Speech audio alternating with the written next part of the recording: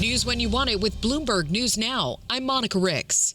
Optimism over a possible rate cut next month lifted stocks to end the week. Here's Bloomberg's Charlie Pellett. A 2% drop for the week for the S&P 500 index. Wall Street traders drove stocks higher at the end of a volatile week that saw some of the most speculative corners of the market getting whipsawed, testing investors' nerves after a relentless rally.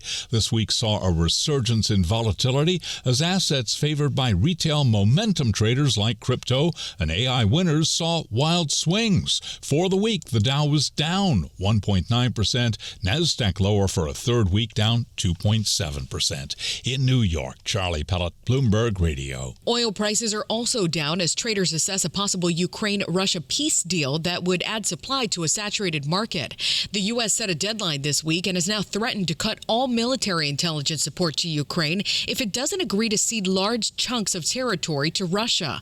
But former U.S. ambassador to Ukraine, Stephen Pfeiffer, tells us that deal's a tough sell. It massively favors pro-Russian positions. I do not believe that President Zelensky could sell it either to his public or particularly to the Ukrainian military that has been fighting in the field now for almost 4 years against this Russian invasion. Some Republican lawmakers have accused the administration of trying to appease Vladimir Putin. The Trump administration is reportedly having early discussions now on whether to let NVIDIA sell its H200 artificial intelligence chips to China. Megan O'Sullivan was a deputy national security advisor under the George W. Bush administration and says possible deals like this concern Washington. Keeping high-end chips from China for as long as we can is probably in our national security interests. Now, that doesn't mean that we can keep China from developing AI and that it won't make progress over time, but export controls have been a very important part of our ability to maintain a technological edge. Hear more from Megan O'Sullivan on the Bloomberg Balance and Power podcast. Meantime, no final decision's been made, but if it's approved, the move would constitute a significant easing of U.S. trade restrictions. Former Brazilian President Jair Bolsonaro has been taken into custody days before he was set to start a prison sentence for leading an attempted coup. Bolsonaro had been sentenced to 27 years behind bars for plotting to stay in power after losing the country's 2022 election.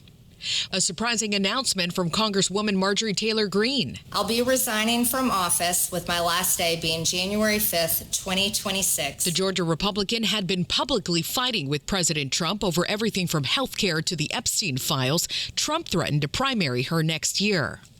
Prosecutors want a judge to reject a request by Luigi Mangioni's lawyers to dismiss his federal death penalty charges over the fatal shooting of a United Healthcare Group executive in New York. The defense argues it's politically motivated.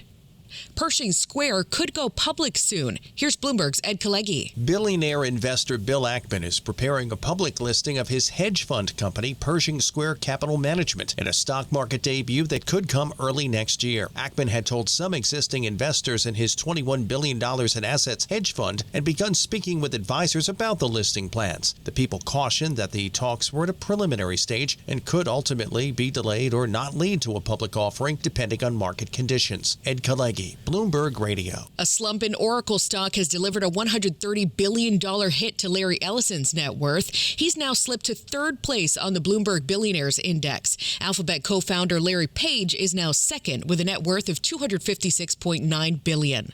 Elon Musk is first. And after introducing some new routes and upgrading its cars to fit more riders, Amtrak's breaking ridership records. More than 34.5 million people have taken a ride on the train so far this year. That's the most ever, according to its president, Roger Harris. He tells Bloomberg the government-run railroads collected a record $2.7 billion in ticket revenue so far, thanks in part to all the chaos at airports during the government shutdown. And that's news when you want it with Bloomberg News Now. I'm Monica Rix, and this is Bloomberg.